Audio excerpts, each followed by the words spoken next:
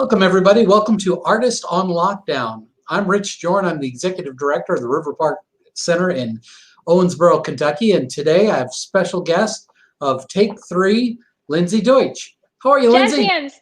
Can I do jazz hands? Jazz hands. Yes, You know, we have gone 7 months with no applause. Like, as an artist, it's like, somebody applaud me somewhere. But what you do is so cool. So I do snap. Yeah. Are you joking? Like, I did a snapping track on one of our songs. That stuff is hard, like getting it perfectly. We're doing a Disney medley, and I had to redo this snap like 100 times, and I was black and blue by the end of it. That's harder than it looks. Wow. Well, welcome. Thank you. I'm real excited about talking to you. I've not worked with you in the past and all that. And then when this project came up, I was sent a lot of information and started checking out your group and what you do. And you guys are awesome. Thank so you. if you want to take a quick second and kind of describe what you do and who's in your group and all that, that'd be great.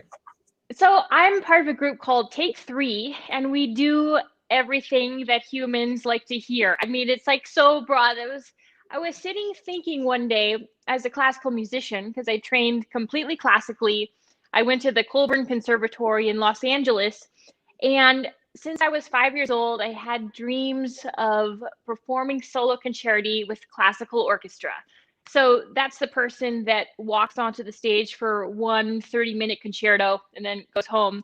And that was a really hard profession. And, you know, there's like 10 really famous classical violinists who make a living.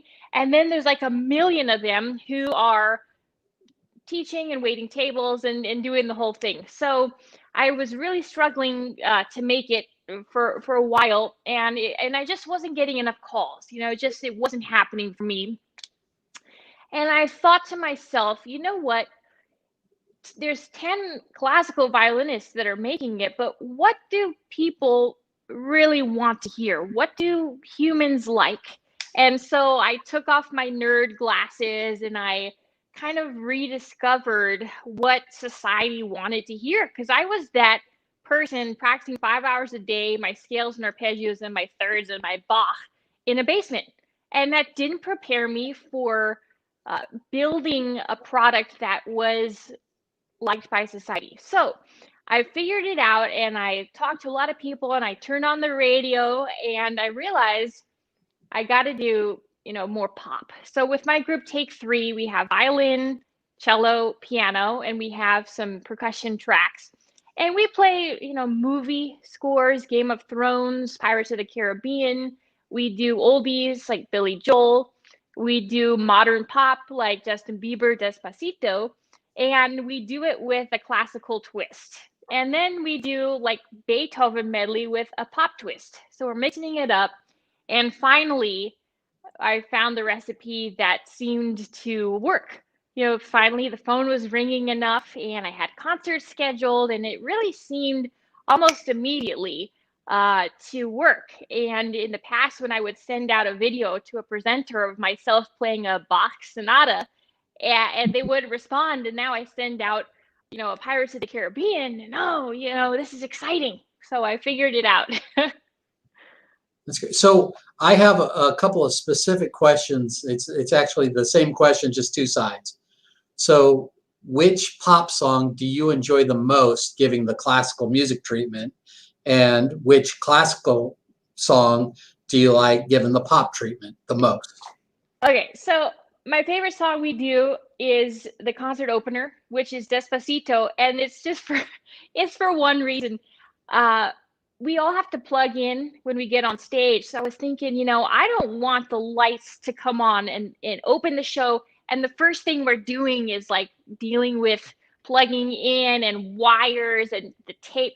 So when I realized, I come out from the front of the house on our first song, which is Despacito, and I don't start the song like Despacito. I play like arpeggiated, very classical sounding, but very fierce, like arpeggios.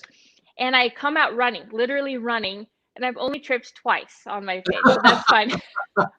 So I start Despacito, which, you know, doesn't sound like Despacito, and I'm running. So my thought is the audience is watching me and not the other two performers who are, getting plugged in and everything. So that's my favorite pop song for that reason, which is really fun. And then I think that our best classical piece is our Beethoven medley, because we go through every, really loved Beethoven song, and we do, two phrases of each, and we throw in some comedy, and our pianist does a really fun Mozart segment where it's really fun back and forth. And, it's important to me to introduce the general audience to classical music. It was my first love. I still love it. I'm quite truthfully worried for the future of classical music. So, in a very tiny way, I think that I'm helping to bring these amazing pieces and these amazing composers into the 21st century in a way that our modern audiences can appreciate it. Maybe they go home and say, "Hey, that Beethoven was awesome. Oh, I love this stuff," and maybe we can kind of help it to survive in a small way. Well, I think you're right on the money, and I've always had a huge love and a fascination for that crossover. That I think my I've been attracted to the big symphony sound of movie scores because I was a big movie Yes. buff, and I love that. And as a matter of fact, when I was listening to some of your stuff before, someone from down the hall here in the office like Game of Thrones, so they recognized it right away. And so it's that kind of people. They don't realize what they like is actually classified as something they automatically would turn away from. I don't like. You're exactly right. But they listen to it. Oh, I love this. I love everything about it. I can listen to this for days. Well, that's classical music. And Exactly. I think on the same side, there's a lot of people that are huge fans of classical music that would swear they would never listen to any kind of pop or rock music. But if you give it the classical treatment, they're all on board. So I absolutely adore this marriage the fusion that you're doing. I think it's great. And I hope to see it grow. I look forward to bringing you here to Kentucky to have you perform for my audiences here. Yes, thank you. I'm going to hold you to that. Okay, you can. We just got to get over this lockdown, and We do. We do. It's been a long process. At the beginning, we were talking before this started. Um, at the beginning, I think we all thought, we'll get through the next 3 months, right. and by the start of our season, because our seasons start in the fall. And by the start of the fall, we'll just make up for lost time and it will go out with a bang. And I think that we couldn't have ever imagined that it would have lasted this long. And there's no clear cut end.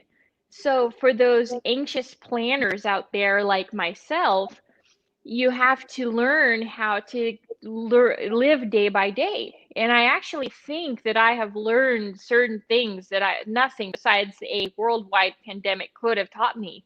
But I'm enjoying every day. Today's today, and I don't know if I'm ever going to work for another year. But hey, it's okay. You have your health. You have to enjoy your life. And so, in order to learn that very valuable, very important life lesson of enjoy today for today, it took something like a pandemic. But I'm actually grateful for that, because also musically, um, I've always been that performer and I love what I do, but I'm very driven by, hard deadlines. Yeah. And I was never one that, around the campfire, I grab the violin and play for fun. And during this pandemic, for the first month, I didn't touch the violin. I had no concerts. I didn't touch the violin. I played Scrabble 12 hours a day.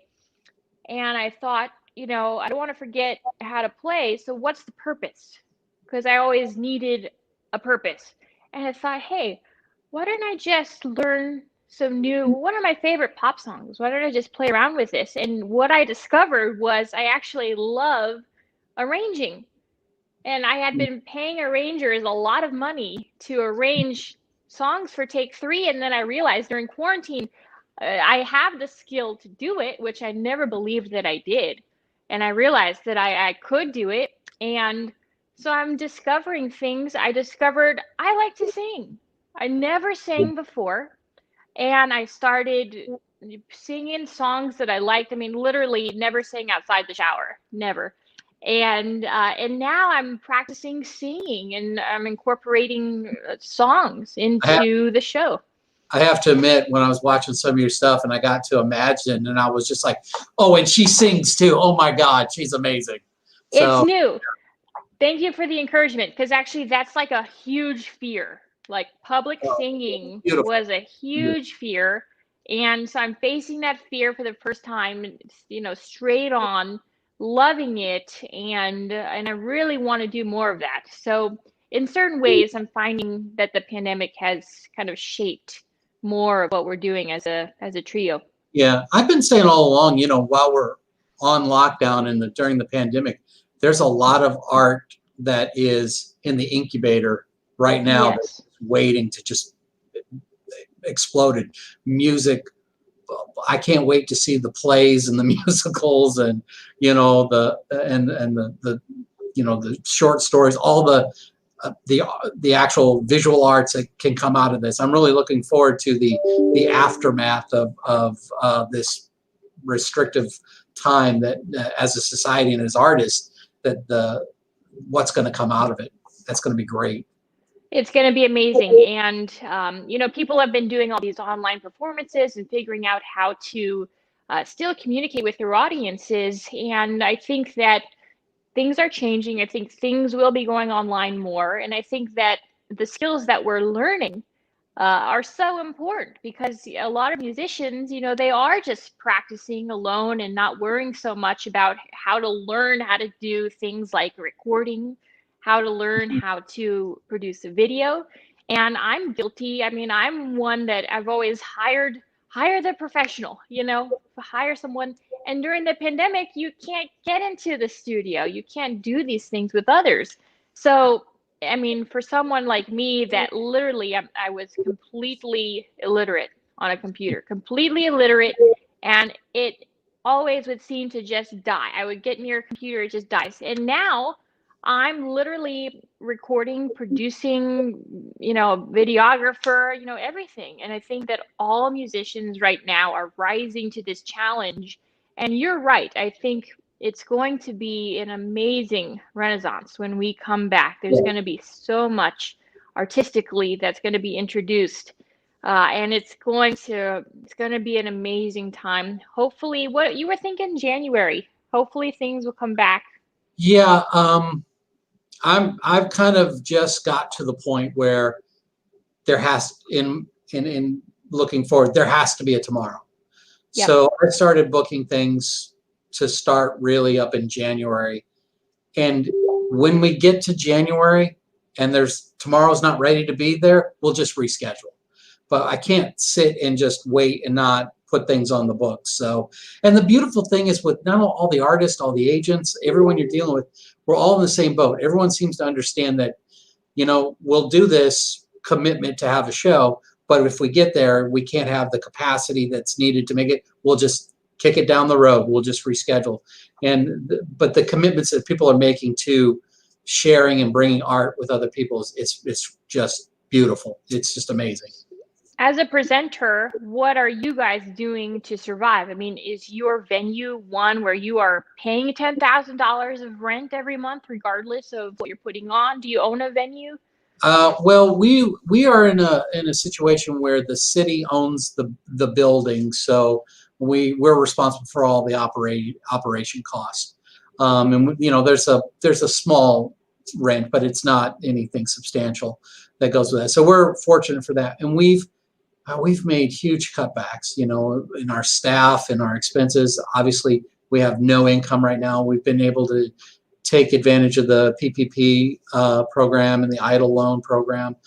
And, we have a lot of people in this community that really care about the arts. And so people are making donations still. There's still entities that are still saying, you know what, we see what you have coming up and we're still going to be a sponsor. We're still going to make monetary contributions above and beyond just purchasing a ticket. So that's what we're doing right now. We're trying to just be clever. We're trying to, like I say, we're trying to stay in everyone's hearts and minds by doing free concerts here and there and making $100 off the bar. But that's about it, you know. But we're trying. Yeah.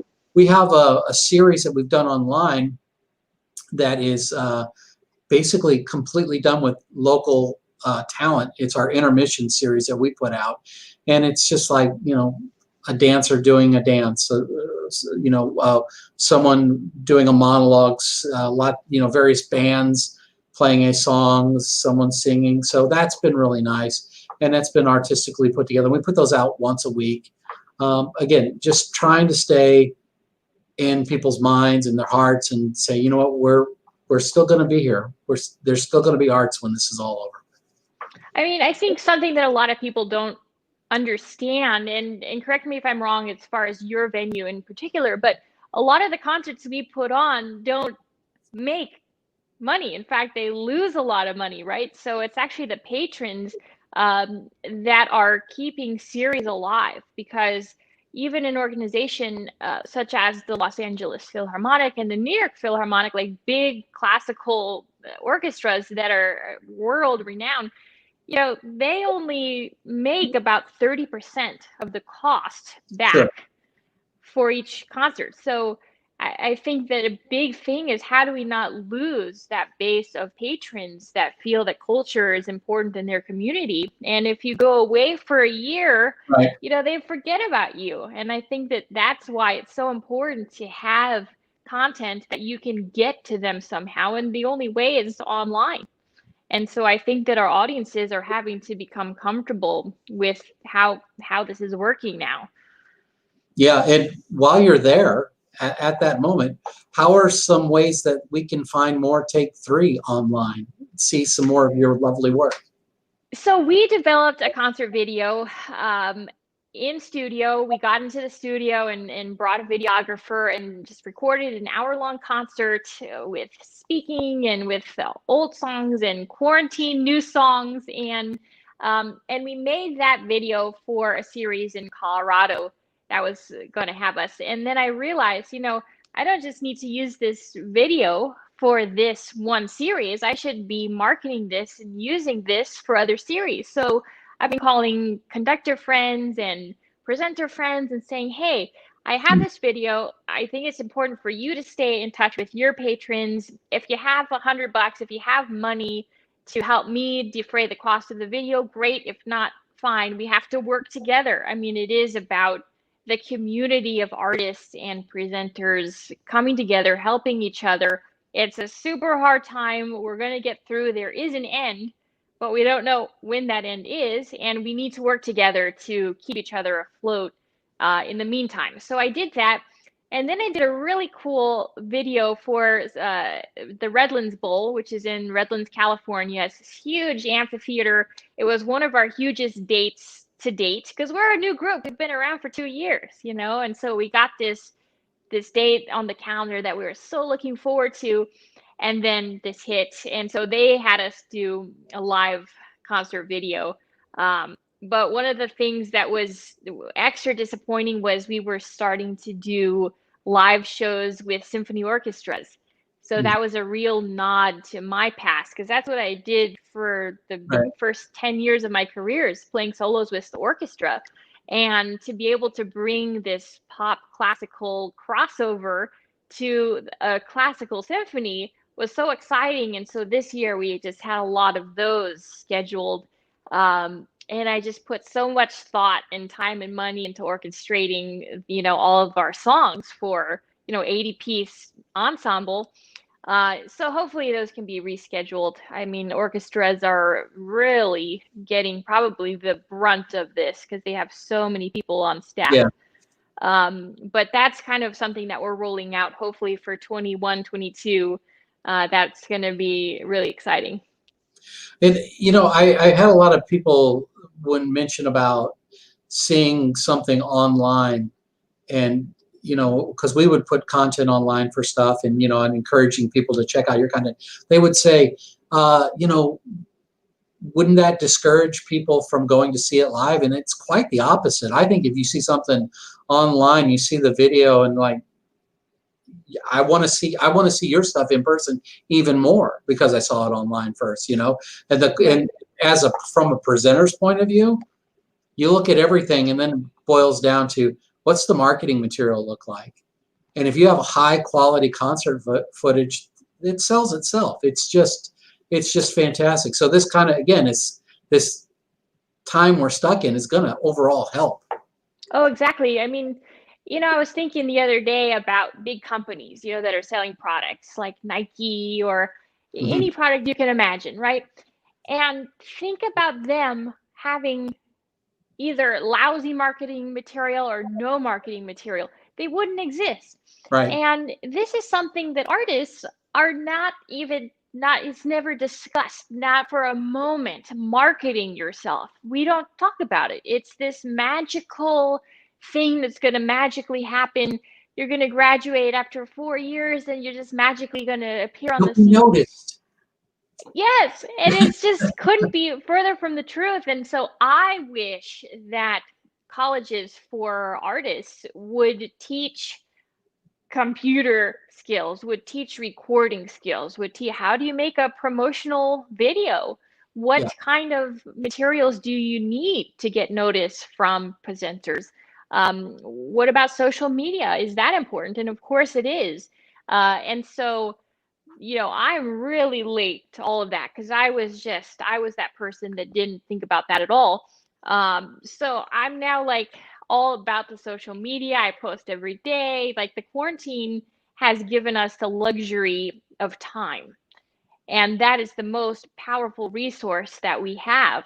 And when you're on the road, that's the one thing you don't have any extra time. So I couldn't spend time thinking about these other aspects of the business. And it's really interesting. I'm watching YouTube videos all the time, how to build your YouTube channel, how to do all the social media stuff. It's so important. And so I'm calling my college. I want them to start offering courses in this. It's important. Yeah, definitely it is. So not to change subject real quick, but I thought I read this again doing the research before the interview. Tell us about your violin. I thought that was just fascinating. I have an amazing violin. When I went to school at the Colburn Conservatory, I had a violin on loan. A lot of classical musicians have patrons who loan them $1 million instruments. And I had one of those. And the horror story that you hear about on TV once every 5 years, I left it in my car, went to the grocery store, gone. And something about when a kid loses $1 million instrument, it tends to blow up in the media. And luckily, we found it within 4 days, and the patron gave it back. But about 5 years after that, they needed to bring all the instruments back to the collection. So I had about 6 months to find a new violin, and it's very personal. You want to try 1,000 of them and take your time and take it home and try it in a concert hall, try it in a small room, try it in an outdoor venue. And so I took this tour around the country and I went to all the centers like Chicago and Boston, and I'm trying them, and I'm spending thousands of dollars shipping violins back to LA. And then I literally go to my neighborhood store in Los Angeles that I'd been going to for 10 years, and he usually just sold more student violins. But I went and he said, if this is your price range, a friend of mine who lives 10 minutes away is trying to sell a really beautiful 1845 Violin, which is a French violin. Are you interested in trying it? So anyway, after this whole, countrywide search for this violin, I buy the violin 10 minutes away. And, it's like a war between the Italian violins and the French violins. So obviously the Stradivarius, everybody knows that, and the Guarnerius, those are the best Italian violins from the 16th and 17th century, and they are just gorgeous. And so everybody wants those. And if you have $20 million lying around in the piggy bank, then that's what you want to buy. So another level down is French from the 19th century. So mine's 1845, like I said. And French violins are known to project their huge sounds. So if I stand and I try to play a solo with 80 people accompanying me right behind me, I'm going to project in a 3,000 seat hall. However, they have a little bit less color palette. So if you imagine like a visual artist doing, a painting, they want to have every color available to them to make the most beautiful painting. So the French instruments have slightly less color available, but they're known to really project. So I got the next level down, and in my newfound career of this crossover pop, I'm plugged in anyway. So now I've got the microphone on the violin. So I don't necessarily, it doesn't matter as much about the projection. But I'm so lucky to have this violin, and I was able to buy it with the help of 15 of my closest family members. And so that was really, really fantastic. That's great. That's fantastic. Wow. So you also have done a lot of traveling around the globe. There was a trip to Saudi Arabia. I think I heard you talk about that a little bit. You want to share a little bit about that? And how Yes. was that? So I got a call from Yanni, and do you know who he is? He's like a pianist composer, and he was huge in the 90s and still is very well known. And he called and said they needed a violinist to fill in at the last minute. So he said, in 3 weeks, I need you to learn 3 hours of music, memorize it, learn the solos. And oh, yeah, the audition is happening in Saudi Arabia. So I fly to Saudi The audition. Arabia. Yes. So he had me do this tour in Saudi Arabia, which was my audition for the upcoming 60 city American tour later that year. And so I show up, and I had never ever played plugged in. That I never played with an in-ear monitor. I was completely classical at that time. And I show up, and I'm not at all sure that this is really my cup of tea. It's just very fish out of water. And the night of the first show, my nerve level is through the roof. I've just never been more nervous. I'm in a room with 5,000 screaming fans, and it's my moment for the first solo. And I stand up, and I'm about to start, and I can't hear anything. And I realize, at first I think my ear monitor has gone out, and it turns out I can't hear anything because this is my first time in my career I've experienced 5,000 screaming fans. And that was an eye-opening moment. And I thought to myself, I love this feeling, 5,000 people cheering, we don't experience this in classical music. So I went home, and take three was just starting, but we were really more classical at that point. And I said, guys, there's another genre that I've heard about that really works well, and it's pop music. It's called pop music for a reason because it's very popular. It said we should try to play things that are popular to other humans, and that's when everything changed for us. We developed a new sound. We realized we wanted a percussion aspect. We realized we wanted a sound effect aspect. I was less afraid to show my personality on stage and to talk and joke with the audience. I was more willing to bring movement into my show. I had been taught just stand there and play. Right. And I realize now, no, I love running around and saying hi to this guy in the front row and going over here. I love the show of it. And so Yanni taught me that. I mean, he is the master of putting on a great show. And it's very sincere. It's that show that he does every single night. He's performed it hundreds of times. But in that moment, he makes it sincere. And he gave me the best advice I've ever gotten, which was after one of the shows, he called me backstage and he said, tonight you were acting the Lindsay part perfectly. I had this whole rock and roll act that I did. And he said, you need to figure out how to bring it and make it real for yourself. Even though this is show 53, you know, in 2 months. You've got to make it real in the moment. And I thought, you know, he's the master of this. And it's true. Every night you have to make it for the first time. And that's really what good entertainers are able to bring. And I learned that from him. That's great. And like I said, I'm going to keep searching for more videos. I've really enjoyed everything I've seen. It's all very passionate, and you know, it's got a great look to it, a great sound. You all three up there playing. It's just, you know, it's got sex appeal. It's everything, and then you crack a joke. You know, you're funny. It's just, I really look forward to seeing you perform live. So, Well, I'm so happy that I met you, and I just want to say, you know, keep going. We have to support each other. Let me know if I can help you. You know, take my video, show it to your patrons. absolutely. Please. Yeah, it was great to meet you. It was a pleasure to meet you, Lindsay. And everybody's watching, make sure you follow Artist on Lockdown. There's probably a like or button, a like button. Mash that and keep following. Please, by all means, look up Take 3. Follow this lovely woman's career and see all the music that's out there. And when we're allowed to go back out in public, make sure you get a ticket, see her perform live. Can't wait to see you guys soon. All right, take care. Bye.